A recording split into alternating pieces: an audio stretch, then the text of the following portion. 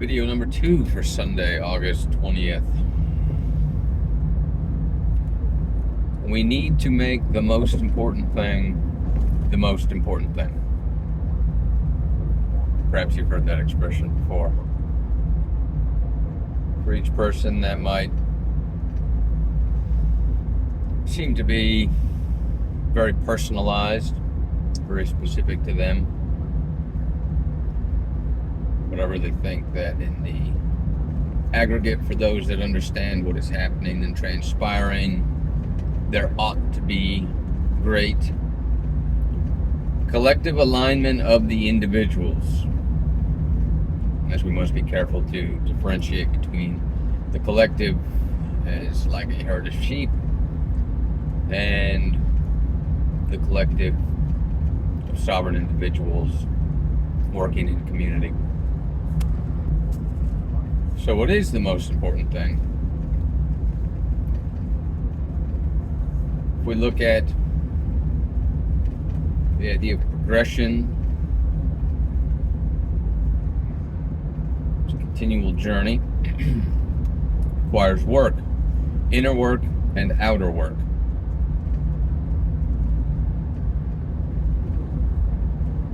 For anyone that is or has been embarking on some awakening process, recognition that all is not right, they are then in search of, first, better explanations of the problems so as to lead to improved solutions. These solutions will always require work, inner and outer. Some of that can be what we think it is, work, manual labor, working with our bodies, working with our minds, something similar to what people engage in careers and jobs, different forms of work. But it also requires, as those are a little more obvious on the outer work, portrayal. It also involves a deep level of introspection so that one can detach from current beliefs, emotionally separating oneself from ideas and personal identity revolving around the acceptance or rejection of those ideas, getting comfortable with the messy truth that the constructs of our society and all industries, especially that of religion, are filled with at best false promises, and at absolute worst intentional, malevolent prescriptions for our own demise. So again, what is the most important? If for a moment a person were to conjure, theoretically, the most important thing they could possibly conceive of, speaking from a Christian orientation or anyone that participates in a probably westernized religion, which would be the greater majority of this audience, the most important thing could easily be seen as getting into heaven. Even though, with some dark comedy, most don't even follow that. Even those that profess that they do.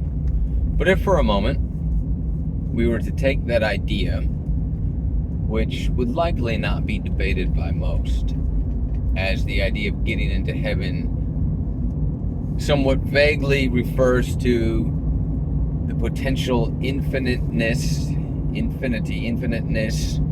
of one's existence beyond this current corporeal, temporal, human, fleshy existence. One could say, well, better do what I can to appease God so I get into heaven and don't go to hell. And even if we don't actually follow that, most could accept that in fact would be the most important thing to do. So let's take that same idea, except we are going to remove the religious facade, paradigm, bars, constraints that are attached with that concept. We could simplify it to an idea of acting in accordance with natural law, acting in morality, so as to progress our individual selves along our infinite journey of existence in the highest, in this sense the word highest, it would be referring to positive, the highest degree, to continue to, whether you want to say ascend, actualize, improve, from now until forever. Well, how does one do this? This is what would be known as the secret teachings, the occulted information. For those of you, and it is still probably most, that ascribe to a certain religious faction, if you believe that in these dark times one need, perhaps not only, but one need to turn towards the prescribed God as has been described by the priests and priestesses throughout time, to venerate this version of the highest force, I do believe you are doomed. One need only say, has it worked yet? May we not be pestered by the simple response that God works in mysterious ways. Because if He in fact is working, they are beyond mysterious. For those with a sober outlook and objective interpretation could say it's not mysterious at all. The God that they describe does not seem to be following the details of which they describe Him.